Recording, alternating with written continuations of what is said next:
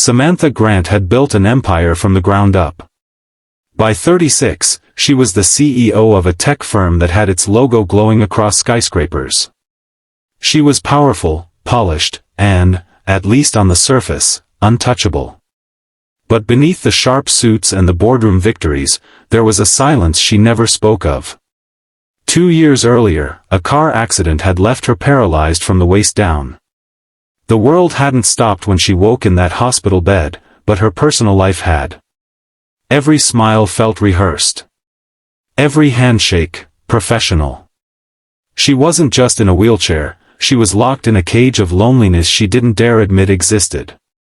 That's why, when her best friend insisted on setting her up on a blind date, Samantha laughed it off at first.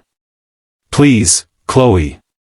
The last thing I need is to endure some awkward dinner with a guy who's either terrified of my chair or sees me as some kind of charity case."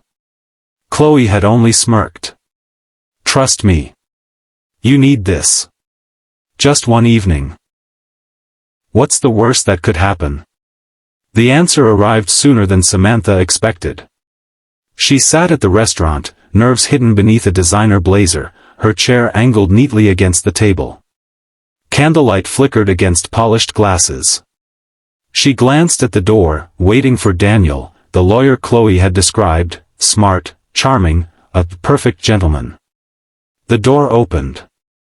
Samantha's breath caught, then dropped. It wasn't Daniel who walked in. It was a man in oil-stained boots, his shirt rolled at the sleeves, a few streaks of grease stubbornly marking his forearms. His hair was tousled like he'd just climbed out from under a car.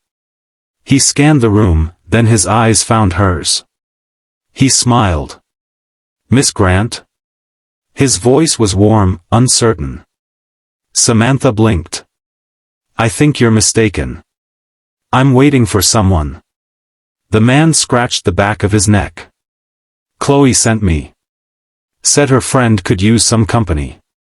Her eyes narrowed. "Excuse me? She didn't mention the lawyer, huh?" "He canceled last minute. Emergency court case or something. Chloe begged me to fill in. Name's Jack." He extended a hand, then hesitated, as if unsure if she wanted to shake it. "A mechanic." Chloe had sent a mechanic. Samantha nearly called the whole thing off. But something, maybe the sheer audacity of it, maybe the fact that Jack looked so completely out of place among the polished businessmen, made her pause.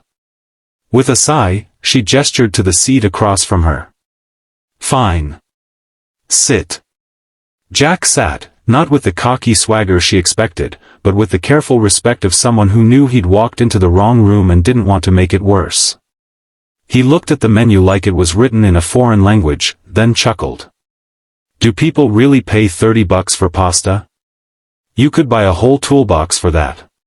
Despite herself, Samantha's lips twitched. "Some of us like pasta." He grinned. "Some of us like socket wrenches." What should have been an unbearable night slowly turned into something else. Jack wasn't polished. He wasn't trying to impress. He told stories about fixing cars for single moms who couldn't pay until payday, about working late nights so his younger brother could finish college. He listened, too, really listened, when she spoke, even when she slipped into CEO jargon she expected him to roll his eyes at. Halfway through dinner, Samantha realized something shocking. She was laughing. Not the careful, guarded laugh she gave at networking events, but a real, unrestrained laugh that made her cheeks ache. It had been 2 years since she'd laughed like that. Then came the moment that changed everything. When the waiter brought dessert, Samantha shifted, and her fork slipped to the floor. Normally, she hated this part, the awkward scramble, the way people either stared or overcompensated. But Jack didn't make a scene. He simply bent down, picked it up, and with a soft smile said, "Guess gravity's got a grudge against both of us tonight." He didn't pity her. He didn't pretend the chair wasn't there. He just treated her like a person. Equal. Human. Her throat tightened. For the first time in 2 years, she didn't feel broken. She felt seen. By the end of the night, Samantha wasn't ready for it to end. Outside, the air was cool, city lights glowing against the dark sky. Jack walked beside her chair, not rushing, not lingering, just moving at her pace. "So," he said, shoving his hands into his pockets, "was this the worst blind date of your life?" She looked at him, at the man who shouldn't have been here, at the grease stains that somehow mattered less than the kindness in his eyes. And she smiled, an unguarded, honest smile. "Actually," she said softly, "it might have been the best." In the weeks that followed, Samantha found herself replaying that night. The way Jack's laughter had filled the space. The way he'd looked at her without flinching. She realized something startling. It wasn't about romance, not yet. It was about hope. About remembering that kindness still existed in the world, even when hers had felt unbearably small. Jack and Samantha didn't fall into some fairy tale overnight. What they found was quieter, steadier. A friendship first, built on honesty, humor, and unexpected connection. And maybe, just maybe, something more. But as Samantha wheeled into her office one Monday morning, she caught her reflection in the glass walls and paused.